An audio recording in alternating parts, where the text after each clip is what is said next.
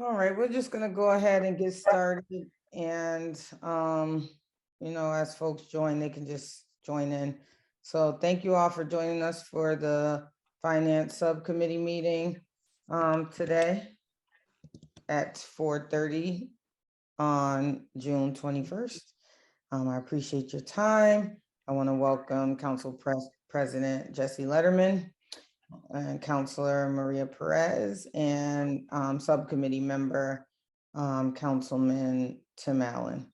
I think that we all know each other, but if you guys just want to tell us who you are, that'd be great, starting with Lindsay.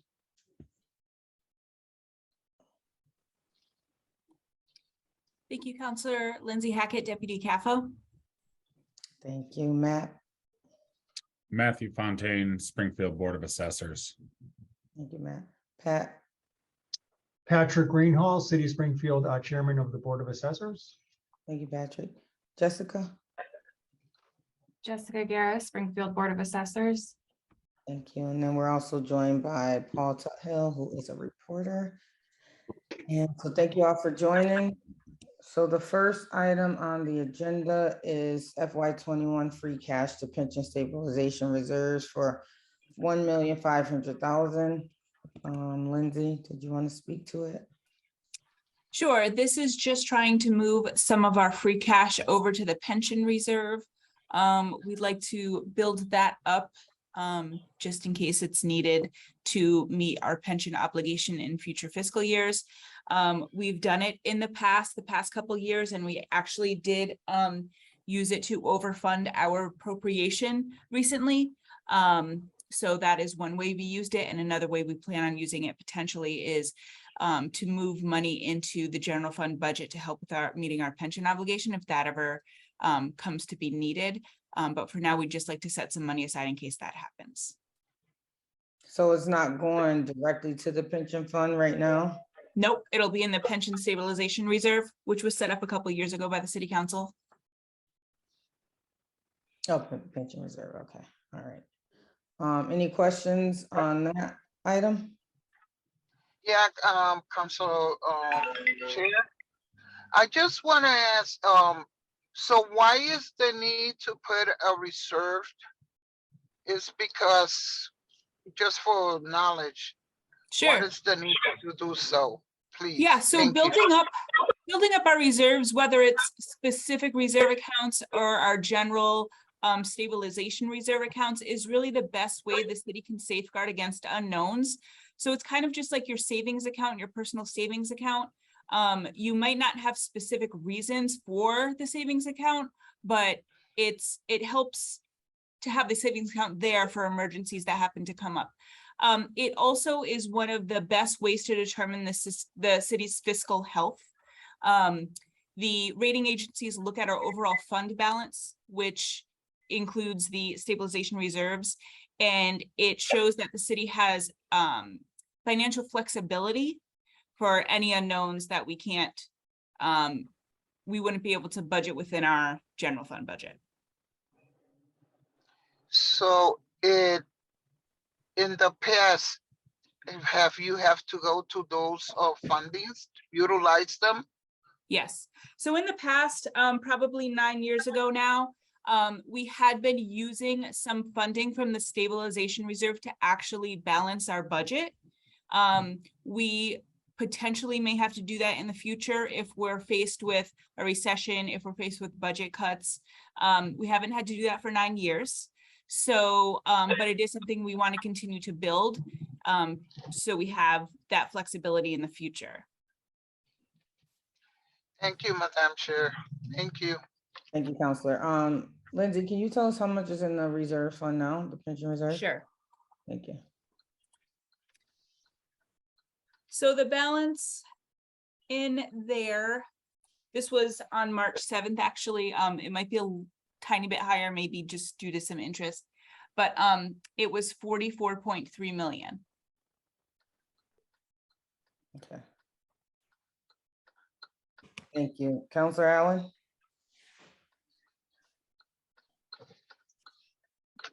Thanks, Madam Chair. I'm a little confused by that number. Lindsay, I remember when we set that up a few years ago, we put $1 million in there and then we put 2 million in there. And eventually I think we used that money towards the pension, but I don't understand the 44 million. Where did that? That's our is it- stabilization reserves, Counselor. That's not our pension reserve. Okay, got you. All right. that Oh, makes yeah, sense. I asked for pension reserves, yeah. Oh, I'm sorry. The That's balance right now is 0. Oh, 0, okay. Yeah. So just for Counselor Perez and Counselor Whitfield, if this happened before you were on, when we first became very aware of the pension situation, we had the idea of paying our annual our annual payment, which is due July 1st, and then also putting some money aside, just having a savings account or reserve for future payments. So we put away $1 million one year, I think, and 2 million another year. And I believe eventually that money was used towards the pension, which is what its intention was. Mhm. And then, so that's why I expected it to be 0. So I understand now. But that's what it was. The point of it was to have some money set aside for future pension payments. Thank you. Thank you. All right, any other questions on that item? Okay, seeing none. Item number 2 is FY21 certified free cash to stability reserve stabilization fund, 5,841,000. I don't know, this number 7380, it seems off. I don't know. It's off on the, So the transfers for $5,841,738. okay, And that is to move the remainder of the FY21 free cash over to the stabilization reserves. We do increase our stabilization reserves every year, thankfully, knock on wood, with free cash. So we want to do it this year too. It will put us over 50 million. That's a great benchmark to say that we have over $50 million in reserves, just a hair over 50, but we can still say we're over 50 million. So that's what the $5.8 million transfer will do for us. okay, so I'm gonna, express my concerns with that, especially with 17 million of the property tax bill increasing. If we didn't transfer the 5 million to stabilization funds, would we still be at the 5% that we needed to be at, 5% of the budget that we need to be at in the stabilization fund? Let me see. Yes, I- we would be at 5.4%. 5.4%? Mhm. Okay. So it just like worries me a little bit because of the 17 million. I want to know what we're doing to reduce those costs. What do you guys see the average bill increase in residential? I'm talking about. What do you see that increasing to? That's for anyone on the valuation team. It's way too early to even have that type of conversation. The reason why is we do determine values as of January 1st. So in this case, it's going to be January 1st of 2022. However, we don't determine the value, the physical status is based on June 30th. So we're out there getting permit information and data, looking at construction that's being built. So there's just a lot of unknown variables. So it's really nearly impossible to even predict what that could be. Okay. So while I would love us to be at 50 million, I think that there's other needs in the community that we need to discuss, that free cash could potentially go to. But I wanted to turn the floor over first to Councilor Perez because she asked for this meeting. And I wanted to give you the opportunity if you came up with any ideas or solutions, or if you have any questions. No, thank you. Actually, in the last year's discussion, we have discussed this when it comes to residential, the taxes. But I'm seeing another item agenda that we forecast what's going to happen. I know we cannot forecast, but the same way we do reserve, and I don't know, you guys are the expert years by years, you might not know the forecast now, but you have seen it in the past. How could we get, because I received the same issue, the taxes are higher and they continue to be high. How could we work? And if there's something as a team that we could do to alleviate not putting at risk other accounts, but looking as a team, how could we work with this issue that is so in tune, the community asking, the constituents asking. And that's why I wanted to have this discussion today. Because it is an issue in the community, but if we sit down and actually, could we do a reserve or work for the future to have some monies allocated? I don't know. I will need some answer from the floor. Is there anyone in particular, Council Perez, that you want to No, answer? no. Whoever could give me, how could we do this? Because the issue is that they keep on going higher and higher and higher, correct? That's the issue that I hear.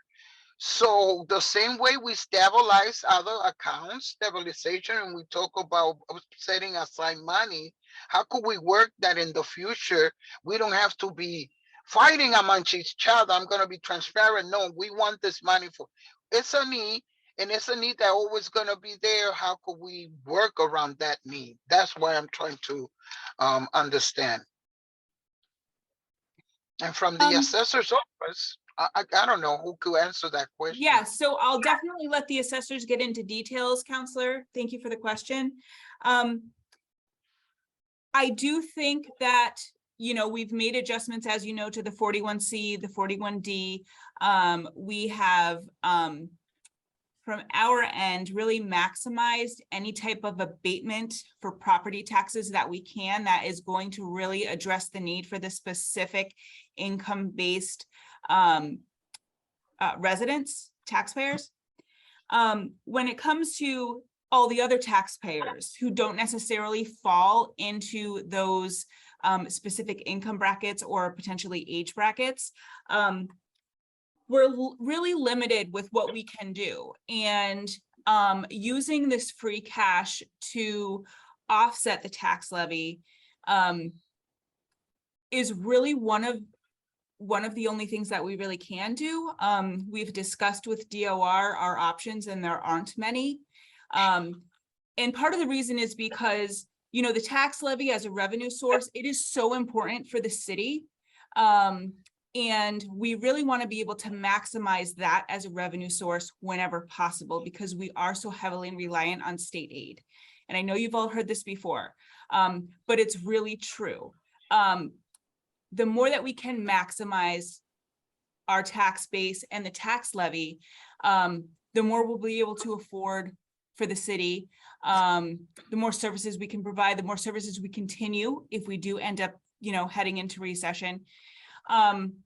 So one thing I do want to make sure, though, is understood is that this free cash, first of all, we've seen unprecedented free cash returns in these past few years. We may come to a few years where we see $1 million, $2 million, $4 million in free cash.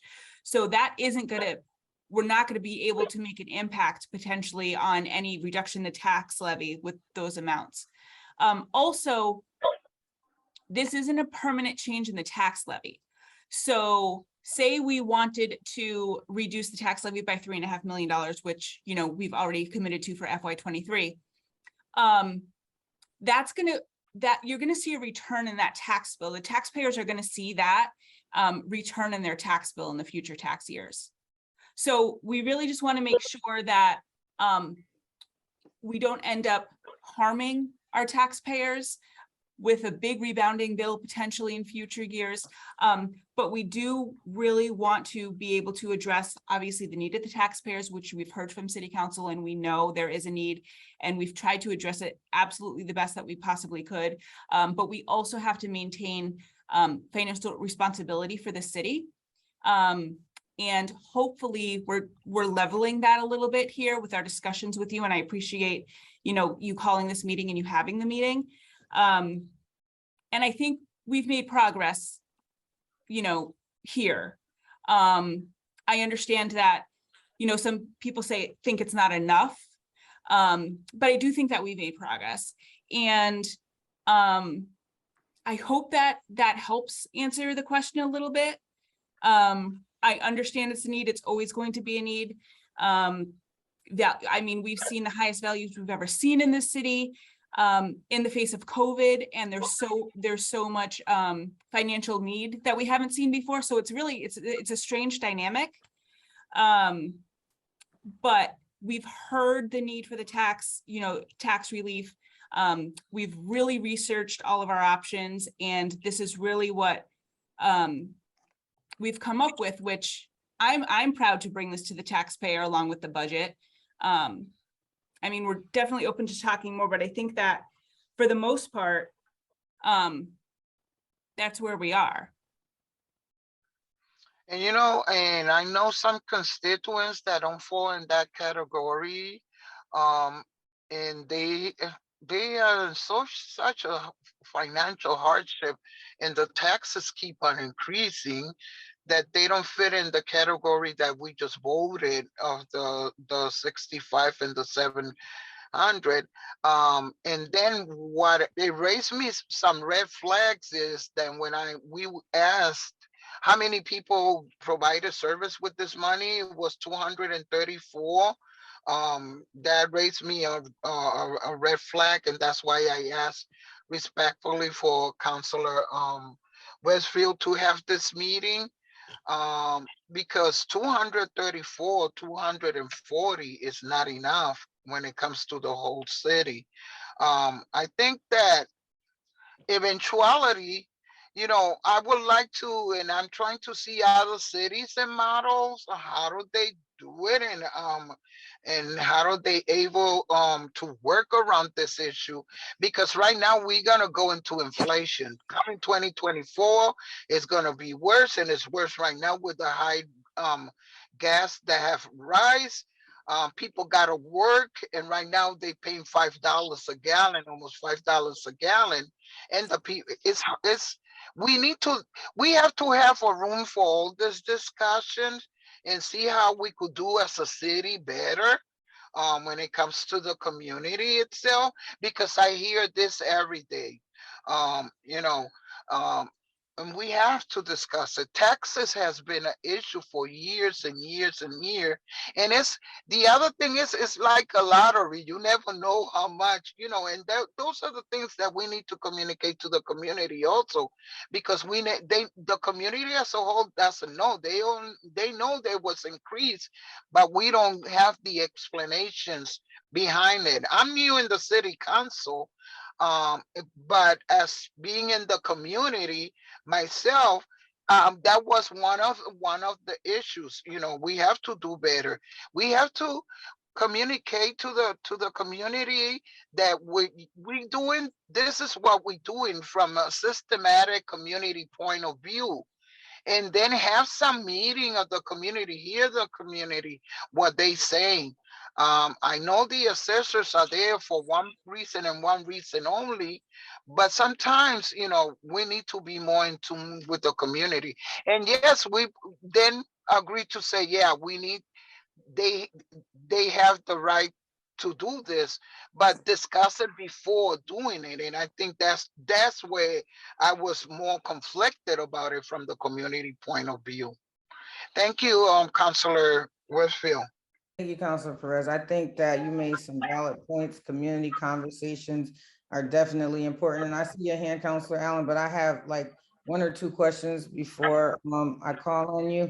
Community conversations to explain why property tax bills will go up, or some type of notice to explain why the bills continuously go up would be helpful, because they don't understand it. And then they come to us and then they're mad at us, especially when we set the tax factor. They think that it's our fault that it's going up, because they don't understand that the property tax amount that has to be collected is set during budget season. And that's not really fair to us. Like, that's not fair to us as counselors because we get all that pushback and that feedback. And people are really, really struggling. Like I wouldn't even be pushing on it so hard if people weren't really, really struggling the way that they are. I wouldn't, I know that I know what happened with Prop 2.5. I know it's great when our values increase so we can get to this maximum ceiling, and it's great for finance and it's great for the city, but it's not great for the residents. I just have one question for the assessors. How many millions did we increase the property tax last year? FY22. Yeah, FY21. So the increase from 21 to 22 was approximately $9.8 million. 9.8 million from 21 to 22. Correct. And what was 20 to 21? 20 to 21 was approximately 11.1 million. And we're all the way up to 17 million. So last year we said the average tax bill would increase by what, $65 or?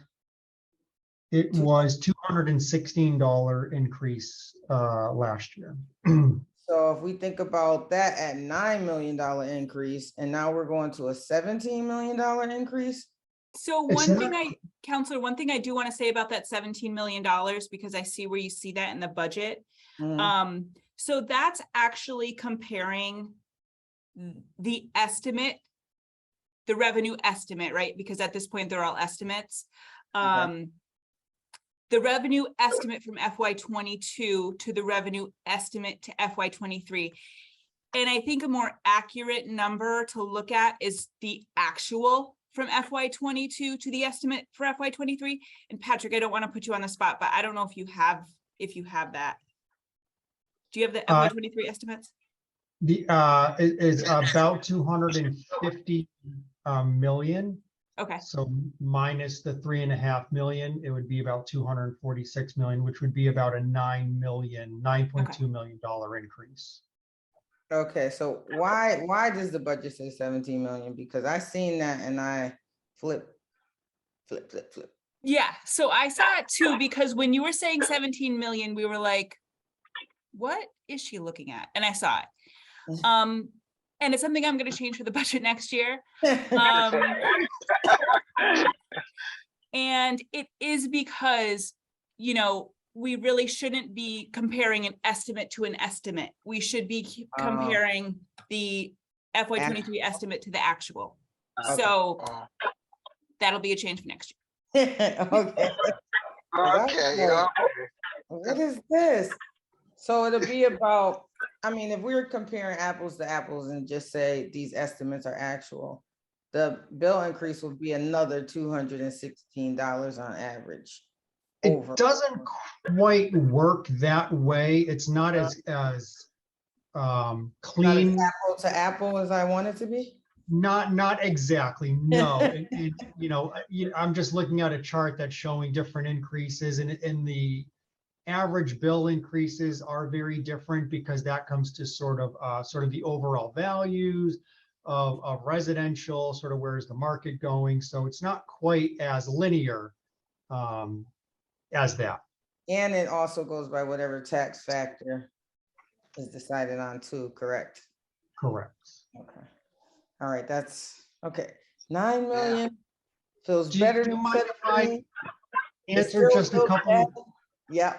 Go ahead, Patrick. Do you mind if I respond to Councilor Perez? She just raised a couple points that I'd like to discuss. Sure. So the first one is, I know you were, I know your hand is up, Councilor, and I'm sorry.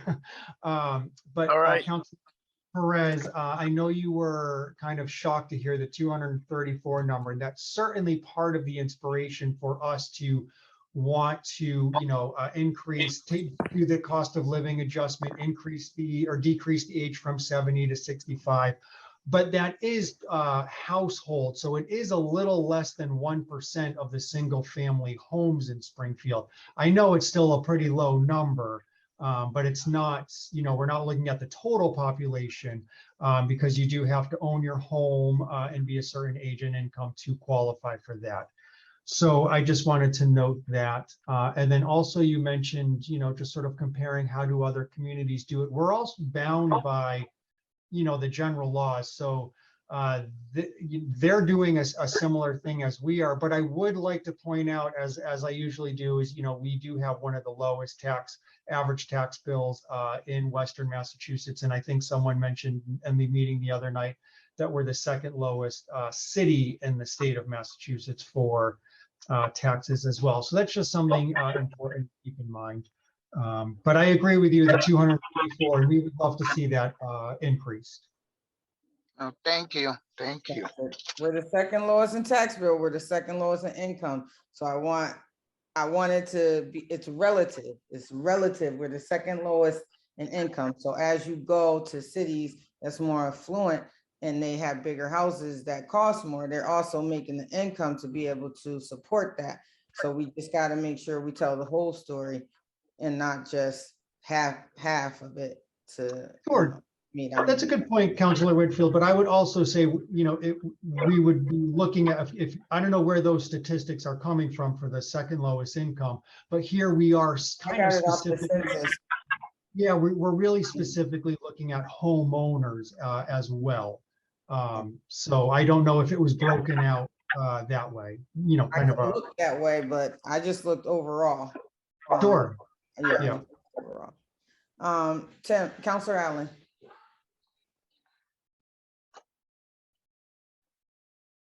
Thank you, Madam Chair.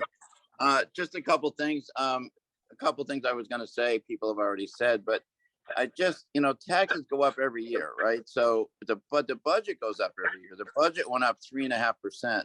I don't know what the average tax bill is going up. Maybe it was 1% or something. If you think about it, our budget went up 3.5%. So when we wonder about where it goes or why they go up, that's why the budget went up. We had a budget meeting last week, and there were no cuts. There were no cuts proposed. So we didn't vote on any cuts to the budget. So I had a couple cuts. I held on to them. But even if any of my cuts that I was thinking about had been approved, if I had proposed them and they had been voted on, the taxes would have still gone up. They weren't major things. So part of it is just life gets more expensive and gas gets more expensive and these things that hit the city budget as well. So Patrick, what did you say the average? Well, you don't know what next year's tax bill is, but didn't you just say from 21 to 22 it was a 1% or something increase? From 21 to 22, the increase was $216 on a $3,484 tax bill. So that would be around 6%. That would be it's not 10%. 10% would be 340. 5% would be 170. So it's a little bit above 5%. And so the budget goes up. The school committee budget went up 8 or 9%. Our budget went up 3.4. So some of that is raises and obviously gas and all the other things that cost. So the answer to why does it keep going up is because the budget goes up because things are more expensive. The pension costs go up. That's part of the overall budget increase, but the pension costs go up roughly 9% a year. So the sins of the past, whatever administration didn't pay the budget as responsibly as we are doing it, pay the pension, we're still paying for that. So we can't do anything about that except we tried to look at those pension bonds, and the economy was it's not the right time to do something like that. We kept all the services intact, so there were no layoffs in this budget, and there were no service reductions. So all the services that we have, trash fee, parks, snow plowing, all the things that matter to everybody, they're all still in place. And we have not, this is my 13th budget I think I've been part of, And I'm not sure we've ever had to vote on layoffs. We did do layoffs 1 year, about 10 years ago. We cut the budget about $2 million, and we got into a little bit of a fight with the mayor over it. He was not happy, and we ended up, I think we cut it 2.7 million, and we restored 1 million or something. So the ultimate cut was about 1.7 or something. And it's hard to do it. It's hard to come up with ideas that people want. It's hard to get 7 votes for those ideas.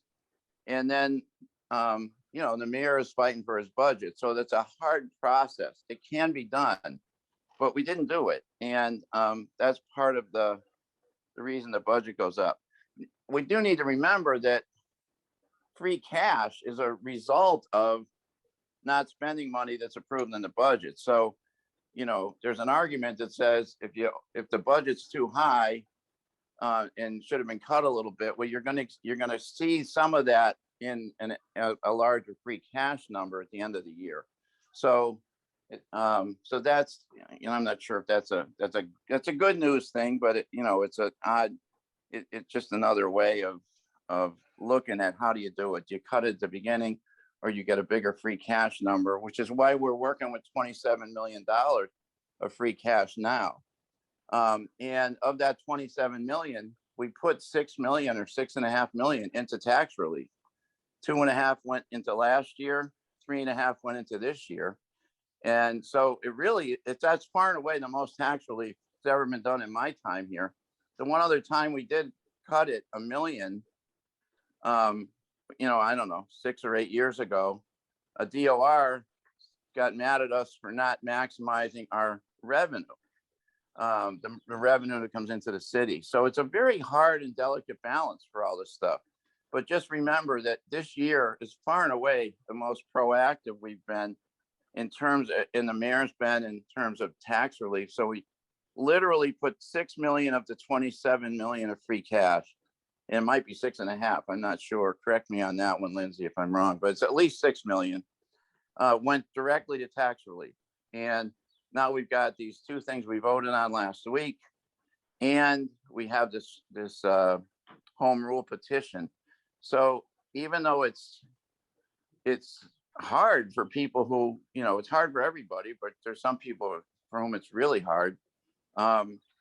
We have done more this year than ever before, at least in my 13 years, in terms of cutting taxes or reducing the pain of taxes. And at the last city council meeting a week ago, I proposed that, or it was a budget meeting. I'm not sure if it was a budget, which meeting it was, of last Monday or Tuesday. I proposed putting together a committee to look at this. So we're not trying to solve it in an hour in a committee meeting, but we actually get some citizens, some city hall people to work together, a couple of the assessors, whatever, and look at this and look at the other communities, because we are the lowest tax bill except for North Adams. We're a few hundred bucks lower than Holyoke. And that's a you know, a community of not, you know, kind of similar to Springfield. So maybe we should put a committee together where we can look at it and have some people meet and try to figure out other options or other ways. One of the things that I wonder about with tax relief is if we do tax relief, it benefits the owners, but does it benefit the renters? And I don't know how that works, but many of the people that are challenged economically in our city are not owners. And so while it's a good thing to do, I don't know how all that works, but that's what I want. I just wanted to state those few things. That I don't have anything else unless somebody has a question. Thank you. Thank you. Councilor Perez, did that help you with the budget process? As I'm really, really familiar with it from working on the budget. So did that help you? It does, Councilor Whitfield. My concern is that because of satisfaction, I will not want to see a relief to the taxes this year, and then next year come and increase a little bit higher. And that's why I was indicating having a committee from the beginning to discuss that. It was all realistic if we're gonna do it this year, and then next year we can. And those are the committee that should be discussing that. I would rather be realistic about it And if we have to go, you know what I'm saying? I don't want to see a relief this year and coming, and we cannot forecast that. I understand, but I don't want to see, because of what we going through in this fight of how do we do this, have a relief just to make people happy, and then coming next year, we cannot do it. Um, we need to start having a discussion somewhere, is what I'm trying to say. When it comes to the homeowners, Councilor Allen, let me tell you, I'm a housing director here. And when it comes to the owner, they not the renter, sometimes the owner goes 6 months to 7 months, but not receiving mortgages when it comes to the rental. And still they gotta pay the mortgage. And on top, they got an increase when it comes to taxes. So we could see it, both ways when it comes to the owners in the city, homeowners. I know in 1 hour we can, and unfortunately I got to run to another meeting, but I think this opened this conversation that we need to start discussing all these issues from the community perspective. Mhm. And I do thank Councilor Westfield for taking consideration and putting this meetings soon. I will foresee having more conversation. How do we do this? The coming next year, 2 years from now, we have to increase again, but at least we have work and see if we have to or we don't have to forecast. Keep in mind, as city councilors, we are the front line of the community. And then I get in this battle. Well, you know what? What are you guys doing?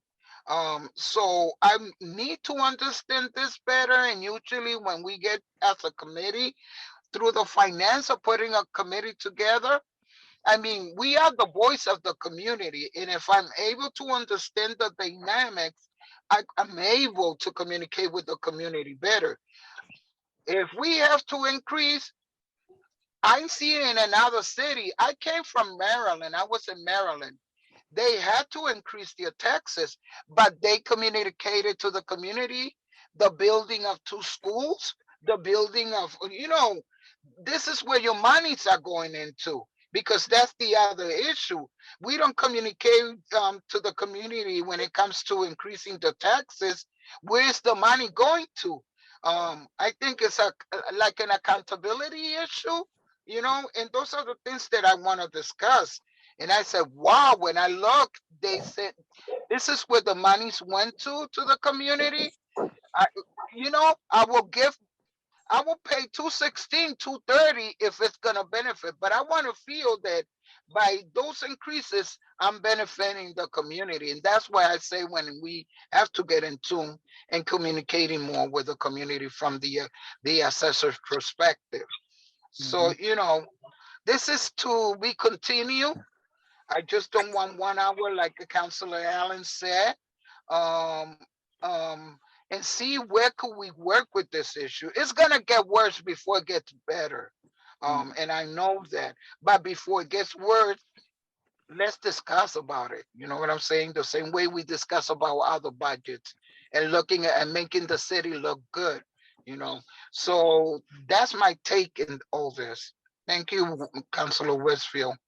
Thank you, Councilor Perez. I, Councilor Whitfield, yeah, I'm sorry. Could I just make a quick comment on that?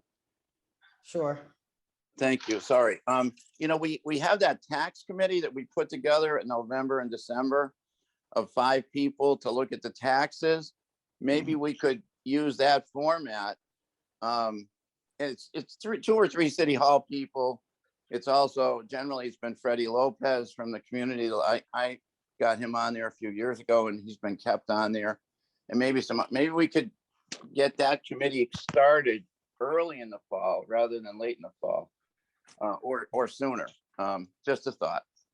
That's a great idea. Thank Councilor you. Allen. Yes. And thank you, Councilor Perez, for your thoughts. I seen Lindsay's hand up first. But Matt, did you want to comment on something that Councilor Perez said? Yes, I would just like to add the 234 was for clause 41C. We also have other programs such as 17D for disabled veterans. There's clause 22. And folks who are legally blind, there's a clause for them as well. So there is additional relief on top of the 240. The assessors will grant whichever clause gives them the greatest amount of relief. And much like you, Councilor Perez, I do speak to taxpayers who are struggling also almost on a daily basis. And I also inform them about the senior circuit breaker, which is a refundable Massachusetts income tax credit that folks can get when they file. Some folks don't file their income tax because they don't think they have to. But from what I understand, so long as you file that return, even if you don't have to, you still can file it. So that's something to keep in mind. And I just want to make a quick comment about using the free cash. I think the mayor said it very well. That it ultimately creates a balloon payment down the road for taxpayers when the money isn't available. And I think that's an important concept to keep in mind when addressing that idea. Thank you, Matt. Thank you. I just Thank wanted you, to Madam comment Chair. on what you said. So if the values decrease, then the balloon payment isn't gonna exist.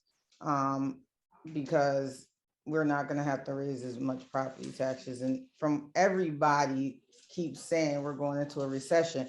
When it comes to like putting money in the stabilization fund and things like that, people talk about going into a recession. But when it comes to like property tax, it's a balloon payment. And so we can't have it both ways, but both can happen, but both can't happen at the same time.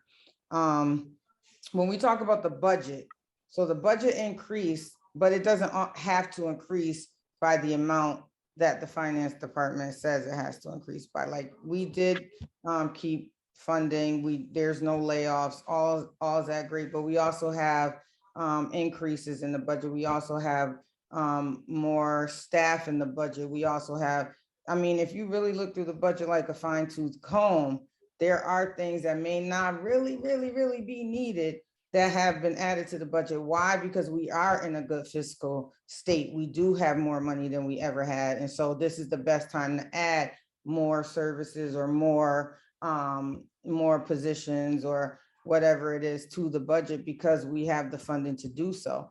In the event that we go into a recession, you're going to see that change. And so if we're ending up with this much free cash at the end of the year, then maybe we should be looking at why we're having this much free cash at the end of each year. I know it's a different circumstance. We don't usually have 27 million, and we're not going to have the 40 or 50 million we're going to have next year, because that all came from, a lot of it came from the Eversource money. But we need to look at why we keep having this amount of free cash every year.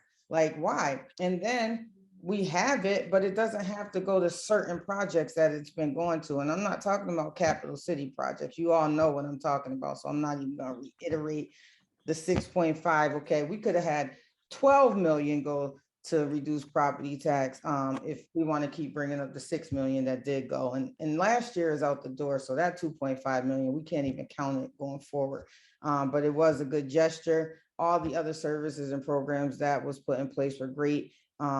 They were great programs that you reduce the age of 65 and all the other income limits. But Matt, I wanted to ask you, we do have those other programs. Can we get numbers on from FY23, FY22 on how many folks, not right now, you could just send it to the council, how many folks use those services? We don't need it right now. Lindsay, Oh, I can pull it up super quick, but I'm happy to do a brief memo on that and send it out. yeah. I'm out tomorrow and Thursday, but if early next week is okay. Okay, that's Thank you. perfect. Thank Lindsay? you. So Councilor Whitfield, just to your point, yes, we will get that out. I will make sure that happens too. And I just want to reiterate the senior circuit breaker. I'm not sure a lot of folks are aware of that. So that should be a I do taxes, so all my clients are aware of it, and anybody that I talk to, so, but everybody don't qualify for that, because if your property tax is too high, then, or too low, then you don't qualify for it. So everyone doesn't qualify that. Lindsay, you got the floor. Thank you. So Counselor Perez, I know you have to hop off, but I just wanted to make sure that I just got the word out to you, Counselor Whitfield, everybody, all the counselors here on the call. So TJ couldn't be here today, but he wanted me to reiterate that he is committed to continuing the conversation beyond today. These free cash transfers aren't the end of the conversation. So it's not a situation where, you know, this is done. We're having no more conversations about it. And he did mention it in the city council budget meeting, but I wanted to reiterate it. He is open to continuing discussion right on through the tax rate process, right on through FY22 free cash being certified. So I want to make sure that we don't want this just to be a 1 hour meeting either. And we're committed to continuing the conversation. So I wanted to make sure that you all know that, and that came directly from him when he told me that, you know, he wasn't able to make it today. That's perfect. Thank you. Councilor Letterman was on, so I'm sure he will get a committee started. Right. You and Councilor Allen, so I'm sure that he will get a committee started. And Do you mind then, if I jump in real quick? So Sure. just the quick number for last year is there was 1,059 participants in our various programs we have. 1,059, okay, thank you. But if Thank we you. get them sent to the council broken down, that'd be Yes, we good. can, certainly. Thank you. Thank you. Okay, so we'll move on to the last and final one. It's a transfer FY21 certified free cash to capital projects reserve for 2005. I'm sorry, 2,522,25,000. Yes, so this transfer for the 2.5? Yeah. Yeah, the 2.525 in free cash is to transfer funding. It's just due to a date. It's just an accounting, really, to make funding available to us to use for potential property acquisitions, which won't take place till FY23. So we don't want to wait until free cash is set for FY22. We want this funding to be available to us as soon as possible in FY23. So that's what this is for. And I don't think that we can discuss the property acquisitions right now out of executive session. We discussed it in executive session at the last finance committee meeting. So it's kind of like weird. We had to, you know, talk about it there so we could just tell you about what this transfer is for. So that's what this transfer is for. Okay, so we can't talk about it. So the main thing just to understand is this is just to transfer free cash from FY22 to make it available in FY23. There will still be a vote for appropriation. So you're not voting on any, you know, property acquisitions right now. That will still all take place. This is just, it's really just an accounting measure to make sure the money's available in it for us in FY23. Okay, On Oh, that great. note, I know it's not on the agenda, but I do want to say that there will be another order added. Can I talk about it? I don't know if it's not on the agenda because No. we have to You have release to make it to the official. public or something. Yeah, is there anything on the agenda that says or any other? No, Sometimes I know it says there any other issues before this committee or something. no. No, okay. No. Well, if I can't talk about it, I do just want to say there will be another order added to Monday's meeting. Again, it's a situation where we're just moving funding. It won't be from free cash, moving money from one place to another just to make it available in FY23. But I will send out that CAFO cert, which will describe what's going on to the city council before Monday.